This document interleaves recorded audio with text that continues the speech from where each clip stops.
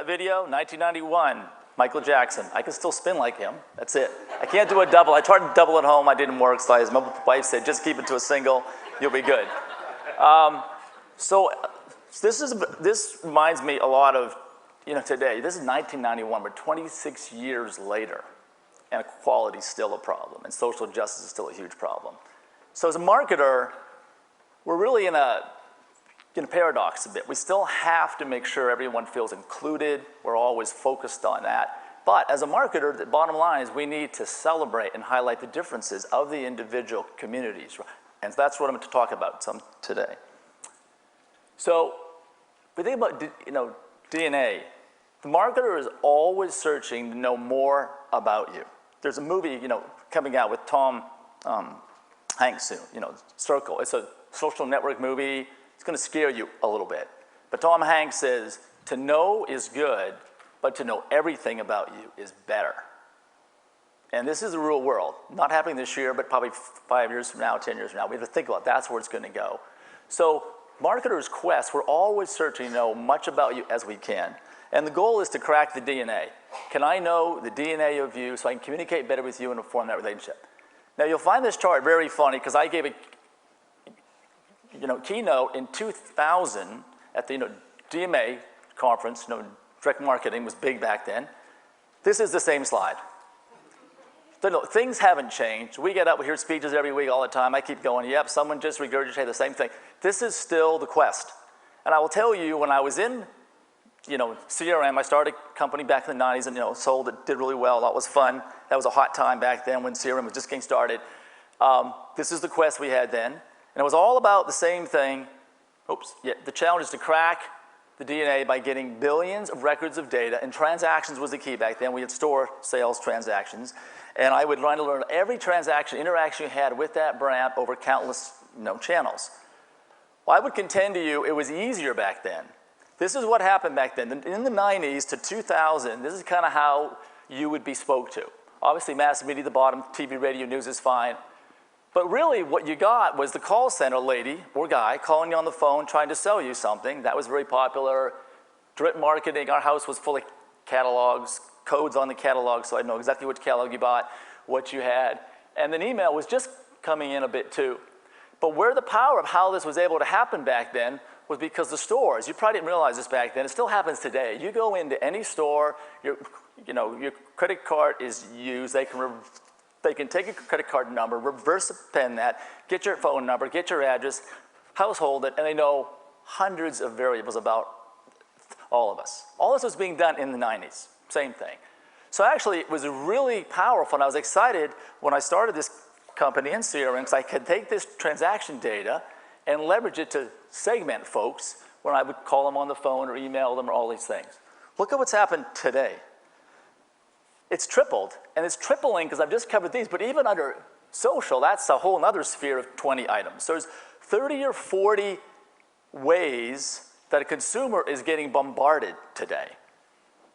And to make matters worse, the noise level has gotten so high that across those numbers of channels, just on social alone, is 8 billion status updates per day. Whether it's a share, it's a tweet, someone's uploading photos. That's not counting all the video views. That's just people actually doing something, an action. On Facebook alone, there's 5 billion shares a day. Just sharing, not liking. Like buttons even higher than that. It's massive numbers. So our job is now, how do we cut through all this? I found back in the 90s, 2000, it was easier. It's harder today. So we were all thinking back 2000, I sold my company just the right time. I was out good. I did good because before all this came in, it was much harder. This is much harder. So if we look at this, we know it's harder to reach you. We know it's harder to talk to you. It gets even more hard because of mobile. Mobile's come on, and the average consumer is 200 minutes a day, but the millennial, which is 20 to 34 years old, 500 minutes, massive amount of time. And all that's not just on there, just looking at it as update, but they're watching the YouTube videos for an hour, full-length movies, the whole thing, 500 minutes. And the most revealing statistic I found when I was preparing for the deck today was if most of us aren't occupied for 8 to 10 seconds, we go to our telephone. And there's nothing has changed because you just did that 15 seconds ago, but you're sure something changed, and you want to have a check at it. It's crazy. 70, 80% of us do that. Now, this is pretty much everyone under 50. Above 50, we're not as much doing that. Under 50, so it's not just millennials doing this. So this probably means you're checking your phone 100 times per day, probably a minimum. Some of you are just going, I'm higher than that, I'm lower than that, but it's in that ballpark. Couple it now with the fact that the human attention span is shorter than a goldfish. The study was done, Microsoft did a big study, surveyed thousands of individuals, and did attention span studies over time, and they studied all these folks, and they've said, yeah, the attention span of a human is 8 seconds now. And frankly, 55% of those people could no longer do a task. They couldn't complete the task. They had trouble. They started on a task, a 10-minute task, and they were struggling to get through that task. Very hard. Now, the only positive in this, came out of the same study, was that the brain, our brains are smart. They're adaptive. And the brain has adapted to this attention span to where another study that was done by Harvard Business Review showed that you can now watch a video in 3 seconds. You contextually can understand the ad and turn it off.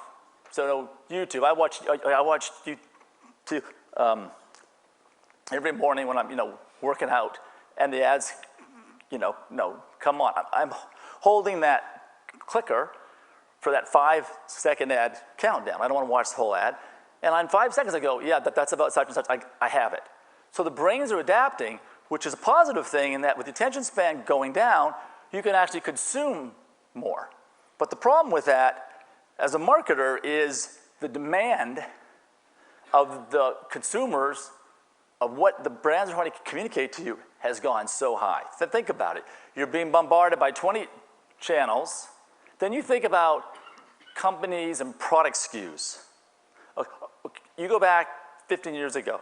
When you bought an Oreo, there was one type of Oreo. You go out now, there's 30, 40 types of Oreo. The product SKU customization in the world has magnified multiple times. So now I'm going from a few ways you used to speak to me, now I've got 30 ways you can speak to me, now I've got more SKUs coming at me. Well, the demand for my attention has been outstripped because the supply of attention is only dictated by the population and your attention span. So only positive news in this is attention span has dropped from 17 seconds down to 8, so at least as a brand marketer I can hopefully get a little bit of that 8 seconds from you now. But that's a big issue. So what do I think about all this? Katherine Johnson, who you all probably saw some of the show, helped NASA get to the moon. There's not many of those in the world, very few. We'd love a million of them, but there's not that many of them. And certainly we don't want more Sheldons, God forbid. We don't want more of those. He's got one's enough. And it's a fact that by 0.001 of us can be a data scientist. This is not going to happen. None of us care for that. We don't really like speaking to data scientists, frankly. So where do you go with that? So I read this book. Have you guys read this book? It's a great book. This guy's fantastic. He's a scientist. I read most of his books. This was one of his first books, Guns, Germs, and Steel. And I really thought about it. I read it about 5 years back and then came back to it to prepare for the speech going, this is where marketers are stuck. As I read more and more articles on and on going, this is the problem, that we're basically hunting and gathering. When I talk to agencies, I go visit brands, I talk to anybody, I look at our own company. 80% of our time and effort is collecting the data, trying to collate data, organize data, not actually getting any insight from it. I think you'd all agree many of us are stuck there. And what Jared Diamond did was he went out and evaluated the human evolution, 13,000 years, and looked at why civilizations did advance and why some did not. And the ones that advanced, like America, Europe, parts of Asia, were strictly because they were able to move from hunter-gatherer mode into food production mode, so people could now produce food. So when they could produce food, they could then work on tools to transport the food, et cetera, and as civilization moved along. But we're stuck in this mode, which is extremely frustrating. It loses time, consumes your energy, frustrates you, and stifles innovation. So that's a bad thing. So how do we get out of this hunter-gatherer mode? And if we all put this in our head every day and think, and that's what I do as a CEO, is going, how do I get out of this? What can I do to change what's going on within the industry in this space? So I know we're getting consumed with data. We'd already said there's 8 billion updates a day just in this level. There's, 5 million blogs a day, 2 million news articles a day. It goes on and on and on. Just consuming in, what do I do? I like to create a dashboard. No, I don't want to do that. Everyone has dashboards. You look at this, you go, this is a beautiful dashboard. What the hell does it tell me? It's friggin', I can't predict. I don't know what's going on. So this is where your boss comes down the hall and says, I love that. That's amazing. Yes, boss, I'm tracking everything. Certainly are. So what are we going to do about it? No idea. So I think we've got enough dashboards. We need them. And certainly Sysomos has dashboards, and Erica's going to talk about some, more dashboards. But in reality, we have to move beyond this. This is the visualization aspects of where the whole industry, from Domos to Tableaus on the BI side to all the guys in our space are doing, we got to move beyond this pace. So if you think about it, I'd rather take the streams of data, try to dissect them down into the DNA. I want to actually extract some value out of these things. So when you think about that, I also want to find the individuals. Who are the individuals who I want to talk to in the brand, get all this data, and surface them? So the question is, where can we go? So I want Sysomos to be known as a leader, being able to find patterns and trends, detect messages, identify images, people, discover associations, all in the pursuit of giving the brands and the marketers and the agencies the ability to turn into commercial opportunities. So if you think about that, it'd be much more if I could get this to a beautiful strand, each of these representing customer segments who I can market to. That'd be great. So is predictive analytics the best path for marketers? Absolutely not. You can say, he's crazy. What do you mean not?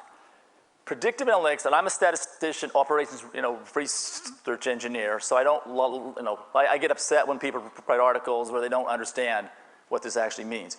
Predictive analytics requires large amounts of data, historical data, that is consistent and stable.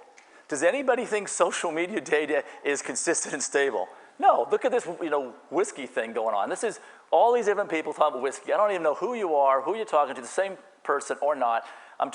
This is changing constantly, what I'm using, what I'm not. So the only thing where predictive plays a fantastic role is in Facebook itself, because they've got a good historical pattern, or Twitter, or Amazon, MasterCard.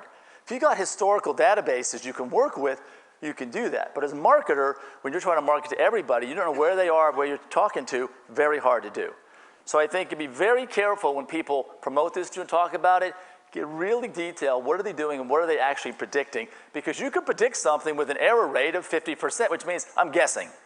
I'll just guess. I could say I'm guessing. That doesn't do us any good. So where do I think we can go? I think really the whole deal we're seeing, artificial intelligence, is truly a good path. Not the best path, it's a good path. And why do I have a mouse up here? A mouse has 2 million neurons in their brain. Sounds like a lot.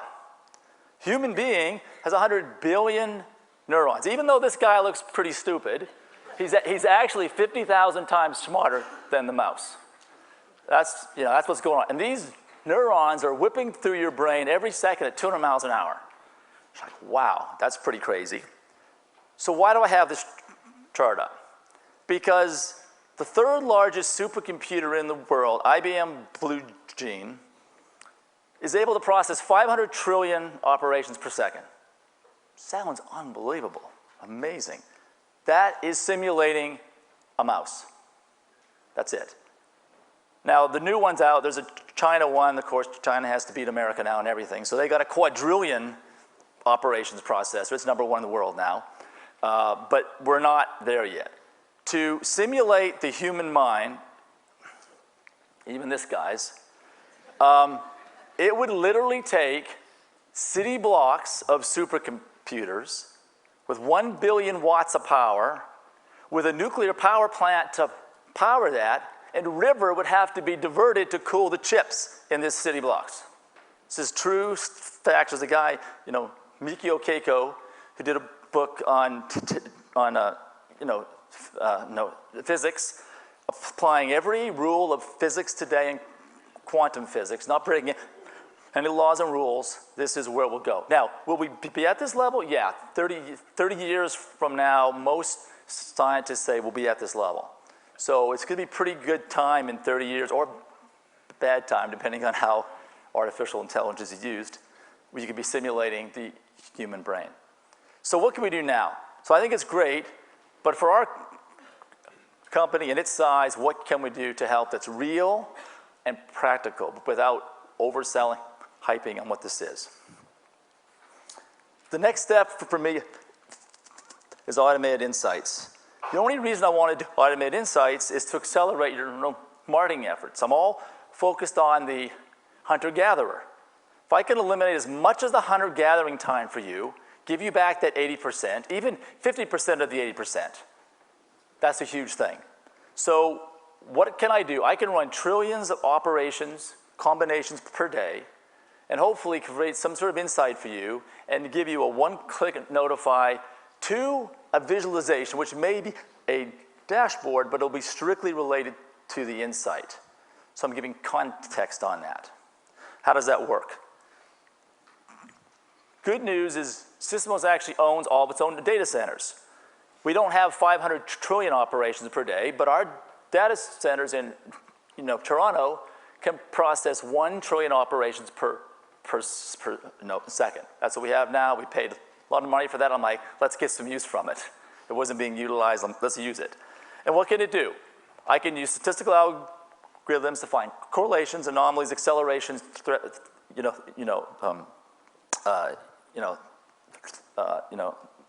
thresholds, and a bunch of other things. And this is all using normal stats.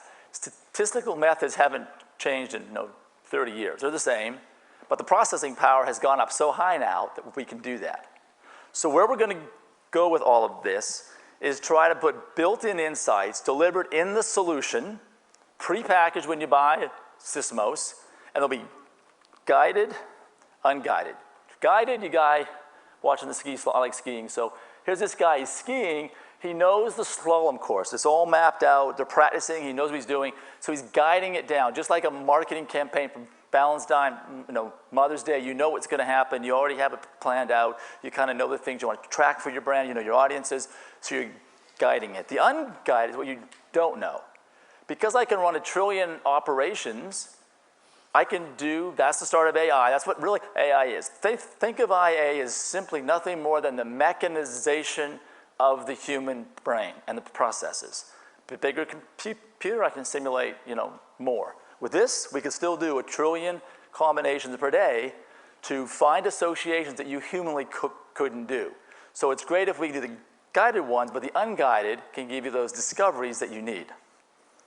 So what does it look like? Just imagine if you get a pre-packaged, I'm not going to read all these, you can see all the different things you may do across paid, earned, and owned. How wonderful would it be for you to wake up in the morning, your cell phone simply has alerts on it, and that's what's going to happen. We're going to show it to you live later, Erica will, where literally it's just giving insights. You click on whichever one you prefer, it opens up a dashboard or whatever visualization represents what this is, telling you exactly why it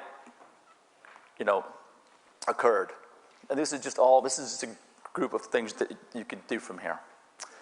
So that's okay, but the problem in the industry today is there are alerting systems that all they are is mathematical or statistical insights.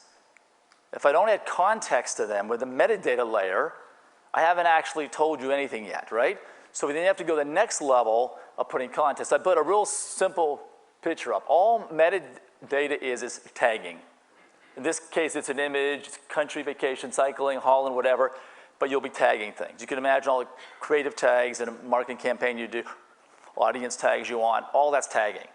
If we put all those tags in there, we identify all that, and then run the trillions of combinations on that, that's a powerful thing.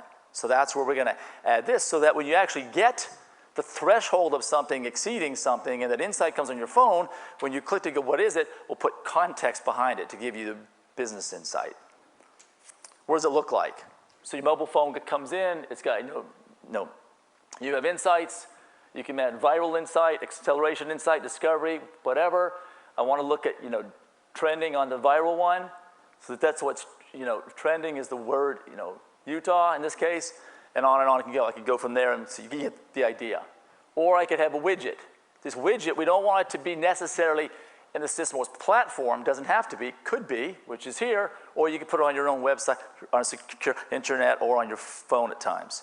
Or we'll have an API feed, so we can work with all the agencies as partners in having it come into their own system. So you look for this coming as the year moves along. Why is it different? We believe we can help the industry move from hunter-gatherer mode into what they should be doing, which is what I call marketing craft. So when Jerry Diamond talked a lot about going from hunter-gatherer to food production, the next evolution was the craftsman. That's what marketers should be. They should be the craft. Their craft is storytelling. How do we get them back to telling stories all the time? And of course, I can't tell you, before I was preparing for this stuff, I looked at all the marketing conferences around, the IAB, which International Advertising Bureaus, campaign, all these different campaign conferences on ad tech. It's all about storytelling, content. So how do we turn all of this, tools and technology we have, to give you a tool which can curate all that to help you tell better stories? And how do we do that? Because we can provide a contextual insight and hopefully sift through trillions of combinations that are humanly impossible to do. And this is AI for us. And then AI will continue to advance out of here. So I just want to wrap it up. This is old Sysomos. I've never owned that car, but it's a Pinto, which we know was a really bad car, if anybody remembers that, in the design. And I just wanted to share how it's changing.